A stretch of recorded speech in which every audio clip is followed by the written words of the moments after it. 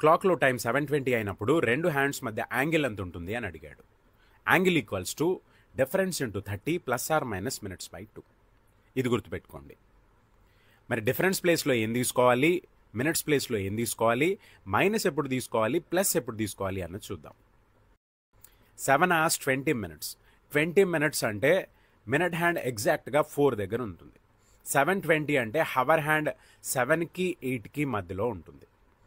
Hour హ్యాండ్ని మనం 7 దగ్గర తీసుకుందాం. ఇప్పుడు హవర్ హ్యాండ్ 7 దగ్గర, మినిట్ హ్యాండ్ 4 దగ్గర ఉంటే రెండింటి మధ్య డిఫరెన్స్ 3 అవుతుంది. అంటే డిఫరెన్స్ ప్లేస్లో మనం 3 తీసుకోవాలి. 3 × 30 ± మినిట్స్ బై 2. ఇక్కడ మనకి మినిట్స్ ప్లేస్లో 20 ఉంది కాబట్టి 20/2 అని కన్సిడర్ చేయాలి. 3 × 30 90 అవుతుంది. ± 20/2 అంటే 10 అవుతుంది. మరి ఇక్కడ ప్లస్ తీసుకోవాలా, మైనస్ తీసుకోవాలా? ఇక్కడ మనం హవర్ హ్యాండ్ని 7 దగ్గర, మినిట్ హ్యాండ్ని 4 దగ్గర తీసుకున్నాము.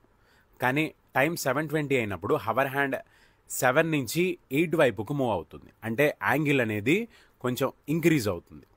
ఇక్కడ మనం యాడ్ చేయాలి. 90 + 10 100 degrees అవుతుంది. రిమెంబర్, ఎప్పుడైనా హవర్ హ్యాండ్ మినిట్ హ్యాండ్కి దూరంగా మూవ్ అయితే యాంగిల్ అనేది ఇంక్రీజ్ అవుతుంది. అదే హవర్ హ్యాండ్ అనేది మినిట్ హ్యాండ్కి దగ్గరగా మూవ్ అయితే యాంగిల్ అనేది డిక్రీజ్ అవుతుంది.